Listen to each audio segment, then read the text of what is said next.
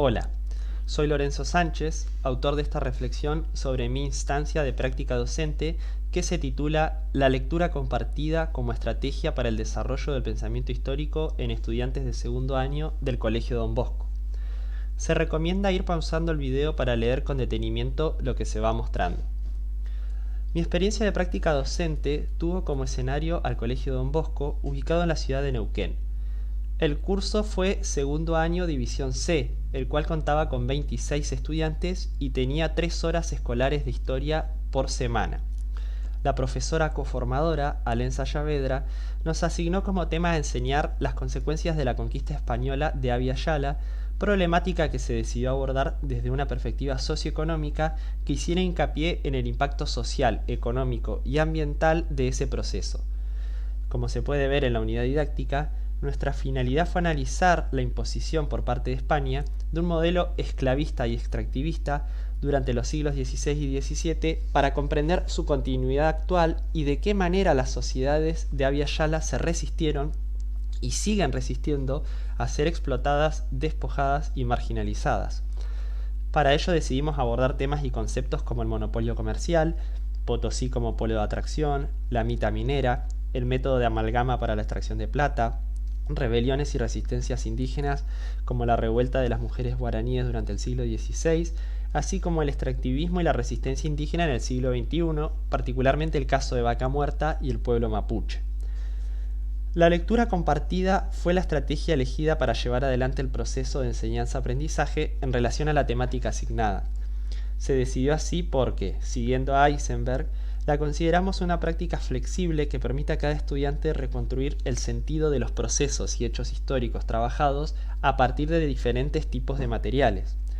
Para ello, siguiendo la propuesta de la autora, se sostuvo el proceso de lectura compartida durante un tiempo prolongado que abarcó aproximadamente 2 horas escolares de las 3 que duraba la clase, generando y articulando diversas situaciones didácticas, desde la lectura en voz alta propiamente dicha, hasta la discusión y debate de los materiales, las explicaciones del docente para orientar las discusiones en función de los propósitos de la clase y la puesta en común. De esta manera, se propició la creación de un espacio de autonomía para que las y los estudiantes construyeran y expresaran sus propias posiciones y argumentaciones acerca de los procesos abordados a partir de un involucramiento intelectual y afectivo. Siguiendo esta dinámica general, en la segunda clase ofrecimos fragmentos de fuentes primarias y secundarias, cada una con descripciones contrapuestas acerca del trabajo y la vida de la población indígena en el Potosí colonial, como las que se muestran aquí. A cada uno se lo analizó a través de la lectura compartida a partir de interrogantes como: ¿cómo es la relación entre los indígenas y los españoles en Potosí? ¿Cómo eran las condiciones de vida y o trabajo de la población indígena? ¿Por qué acuden los indígenas a trabajar a Potosí? ¿Cómo se procesaba el mineral de plata que se extraía? ¿Qué consecuencias tenía este proceso? Entre otros interrogantes. Todo esto originó un debate a partir del cual los y las estudiantes fueron tomando posición a favor de una de las interpretaciones. La clase contó con una consigna de cierre en la cual debieron ponerse en el rol de un o una periodista y elaborar una noticia contando cómo era la vida laboral en Potosí, teniendo en cuenta quiénes trabajaban, en qué condiciones, por qué asistían a trabajar, cómo se procesaba la plata extraída, cómo era la relación con otros actores sociales. Además, en la noticia debían dar su opinión sobre lo siguiente: ¿se deberían haber cambiado las condiciones de vida y trabajo de los indígenas? ¿Qué cambios se deberían haber hecho? ¿Por qué?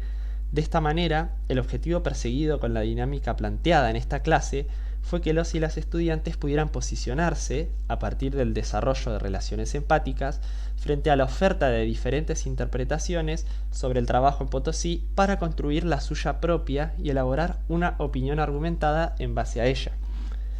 La cuarta clase también tuvo a la lectura colectiva como estrategia central. En esta clase se leyó colectivamente la ficha de cátedra que se muestra aquí, la cual contenía breves explicaciones textuales sobre el caso de Vaca Muerta en la actualidad, el fracking, sus consecuencias ambientales y sociales, los actores sociales afectados, principalmente el pueblo mapuche, las estrategias de resistencia desplegadas por estos, etc. La ficha incluía también mapas, infografías, fotografías y titulares de periódicos. Esto fue trabajado colectivamente a partir de interrogantes como: ¿qué recursos se extraen en Vaca Muerta? ¿Mediante qué técnicas se extrae el petróleo? ¿Qué consecuencias ambientales y sociales tiene el fracking? ¿Quiénes habitaban históricamente la zona? ¿Quiénes y por qué se resisten a los efectos negativos del fracking? ¿A través de qué estrategias lo hacen? ¿A dónde se dirige el petróleo extraído? ¿Cómo se relaciona esto con la escasez de combustible que afecta actualmente a Argentina? Entre otros. Estas cuestiones se fueron discutiendo con los y las estudiantes, anotando los elementos más importantes que surgían en el pizarrón. En un segundo momento, con la información surgida del análisis anterior y de lo trabajado en las clases previas, se construyó un cuadro comparativo entre el Potosí colonial y Vaca Muerta en torno a ejes como ubicación, fecha, recurso extraído, destino del recurso extraído, quiénes se ven afectados, estrategias de resistencia, cómo responden las autoridades ante las resistencias. Con este cuadro, construido a partir del aporte de los y las estudiantes, debieron resolver las siguientes consignas finales. ¿Por qué puede considerarse al extractivismo y a las resistencias como un proceso de larga duración? ¿Qué ha cambiado y qué se ha mantenido igual en relación al extractivismo de recursos y las resistencias sociales a lo largo del tiempo? De esta manera, el objetivo de la clase fue que los y las estudiantes lograran construir de forma argumentada una mirada de larga duración entre los procesos extractivos coloniales y los actuales, relacionando de manera explícita el pasado colonial con los problemas que acontecen en su realidad más inmediata. De tal manera, a partir de esa única estrategia, la lectura compartida y de diversos materiales, se buscó en diferentes clases el desarrollo de diferentes aprendizajes que favorecen la construcción del pensamiento histórico. Uno de ellos, como se mencionó, es la empatía histórica. Veamos algunos indicadores de aprendizaje que podrían sugerir el desarrollo de la empatía. Esta respuesta forma parte de la actividad de cierre escrita de la segunda clase. Como se ve en el título de la noticia, esta estudiante eligió denunciar y exponer la situación precaria de la población indígena en el Potosí colonial, en lugar de recuperar otras versiones que se ofrecieron durante la clase y que presentaban la vida en ese contexto como mucho más idílica y armoniosa entre españoles e indígenas, sin que fueran por ello falsas o ficticias. Es importante destacar que este posicionamiento lo adoptaron, en mayor o menor medida, todos y todas los estudiantes. Por lo tanto, se observan ciertos indicios del desarrollo de relaciones empáticas de los estudiantes en relación a los actores indígenas. En la cuarta clase, la construcción de relaciones empáticas también constituye un objetivo. Ciertos indicios de esto pueden identificarse en algunos diálogos desarrollados entre estudiantes durante un momento de la clase en el que se estaba discutiendo sobre la resistencia que el pueblo mapuche desarrolla actualmente frente a las consecuencias negativas del fracking en Vaca Muerta. Veamos el siguiente diálogo. Este tipo de intercambios podría indicar un esfuerzo por parte de algunos estudiantes por comprender las motivaciones de otro actor social, en este caso el pueblo mapuche, el cual padece problemáticas que en muchos casos son ajenas a la realidad de los estudiantes, como la pérdida de tierras. En este sentido, la empatía histórica es importante para el desarrollo del pensamiento histórico precisamente porque favorece la comprensión de las actitudes, las motivaciones o las situaciones de los actores del pasado, las cuales pueden parecernos, en nuestra actualidad, extrañas, equivocadas e incluso injustas. Esto puede lograrse, como reflejan estas producciones, poniéndonos en el lugar de un actor del pasado desde un punto de vista afectivo, luego de haber contextualizado y analizado la realidad pasada de ese actor. Las clases buscaron que los y las estudiantes no solo desarrollaran relaciones simpáticas, sino que, a partir de estas, se involucraran y construyeran una posición argumentada.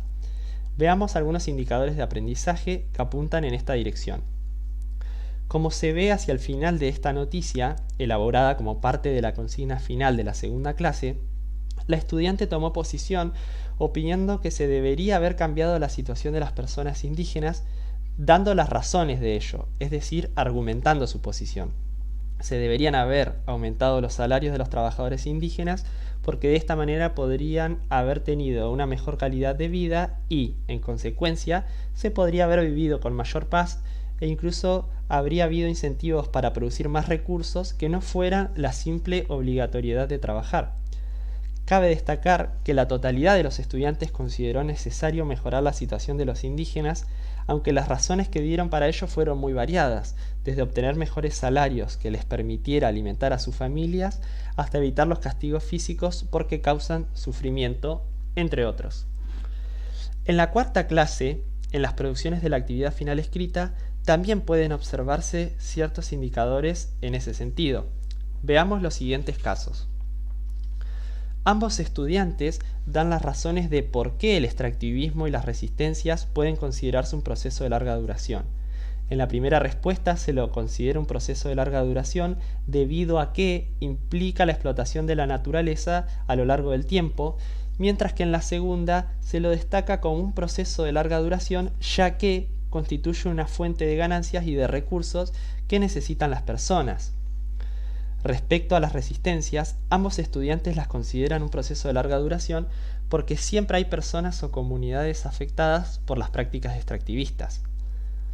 Por lo tanto, en ambas clases existen algunos indicios que podrían sugerir cierto desarrollo de las habilidades argumentativas, las cuales consisten precisamente en dar las razones, es decir, ser capaz de explicar el porqué de una situación o problema histórico a partir de una toma de posición frente a otros puntos de vista posibles.